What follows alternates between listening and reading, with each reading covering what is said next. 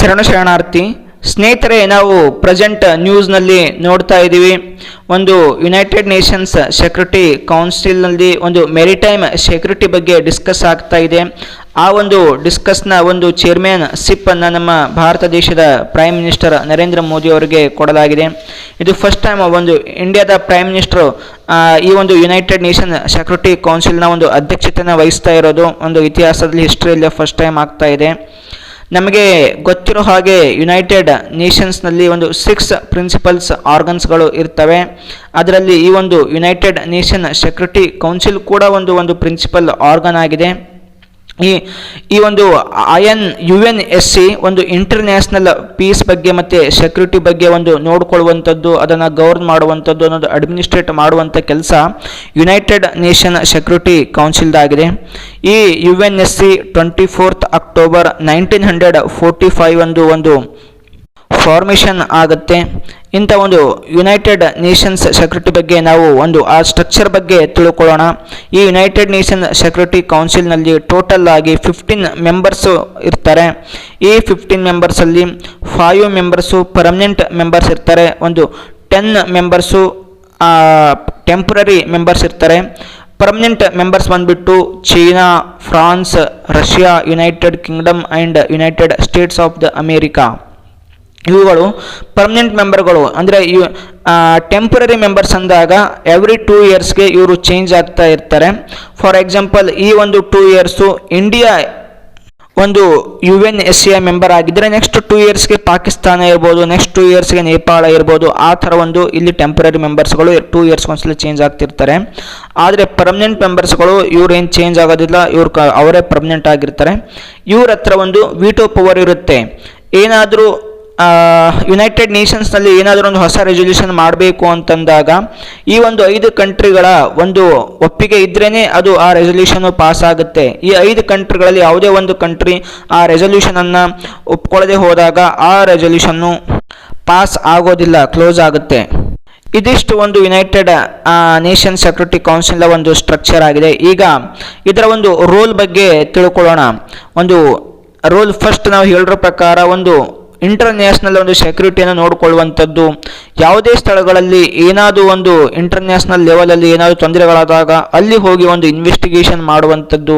ಯಾವುದೇ ಕಂಟ್ರಿಗಳಲ್ಲಿ ಆ ಕಂಟ್ರಿಗಳಲ್ಲಿ ಪೀಸ್ಫುಲ್ ರೆಸೊಲ್ಯೂಷನನ್ನು ಮಾಡುವಂಥದ್ದು. ಇದು ಮುಖ್ಯವಾಗಿ ಯುನೈಟೆಡ್ UNSC ಕೆಲಸ ಆಗಿದೆ. ನೆಕ್ಸ್ಟ್ ಬಂದುಬಿಟ್ಟು ನಮ್ಮ ಈ ಯುನೈಟೆಡ್ ನೇಷನ್ಸಲ್ಲಿ ಜನರಲ್ ಅಸೆಂಬ್ಲಿ ಸಾಮಾನ್ಯ ಸಭೆ ಅಂತಿರುತ್ತೆ. ಈ ಸಾಮಾನ್ಯ ಸಭೆಗೆ ಸೆಕ್ರೆಟರಿ ಜನರಲ್ಗಳನ್ನು ನೇಮಕ ಮಾಡುವಂಥದ್ದು ಈ UNSC ಕೆಲಸ ಆಗಿದೆ. ಮತ್ತು ಯಾವುದಾದ್ರೂ ಯುನೈಟೆಡ್ ನೇಷನ್ಸ್ಗೆ ಹೊಸ ಮೆಂಬರ್ ಕಂಟ್ರೀಸ್ಗಳು ಜಾಯಿನ್ ಆಗಬೇಕು ಅಂದಾಗ ಅದಕ್ಕೆ ಪರ್ಮಿಷನ್ ಕೊಡುವಂಥದ್ದು, ರೆಕಮೆಂಡ್ ಮಾಡುವಂಥದ್ದು UNSC ಕೆಲಸ ಆಗಿದೆ.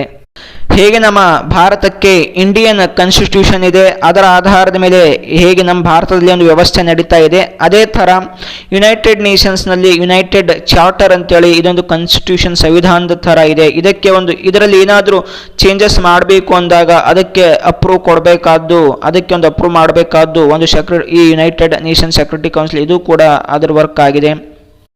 ಯಾವುದಾದರೂ ಕಂಟ್ರಿಗಳಲ್ಲಿ ಏನಾದರೂ ಪೀಸನ್ನು ಹಾಳು ಮಾಡುವಂತಹ ಕೆಲಸಗಳು ಆಗ್ತಾ ಇದ್ದರೆ ಅಲ್ಲಿ ಪೀಸ್ ಕೀಪಿಂಗ್ ಆಪರೇಷನ್ಸ್ಗಳನ್ನು ಮಾಡುವಂಥದ್ದು.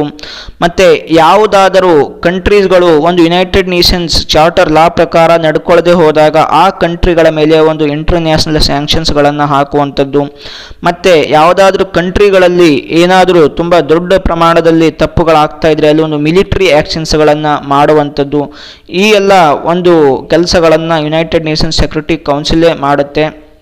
ಮತ್ತು ಒಂದು ಸಲ ಯುನೈಟೆಡ್ ನೇಷನ್ಸು ಯಾವುದಾದ್ರೂ ರೆಸೊಲ್ಯೂಷನ್ ತಂದು ಅದು ಒಪ್ಕೊಂಡ್ರೆ ಅದನ್ನು ನಾವು ಕಂಪಲ್ಸರಿ ಬೈಂಡಿಂಗ್ ಆಗಿ ಮಾಡಬೇಕಾಗತ್ತೆ. ಅಂಥ ಅಥಾರಿಟಿ ಇರೋದು ಕೇವಲ UNSCಗೆ. ಉದಾಹರಣೆಗೆ ಕೆಲವೊಂದು ಮಿಲಿಟರಿ ಇಂಟರ್ವೆನ್ಷನ್ಸ್ಗಳು ಇದ್ದಾವೆ.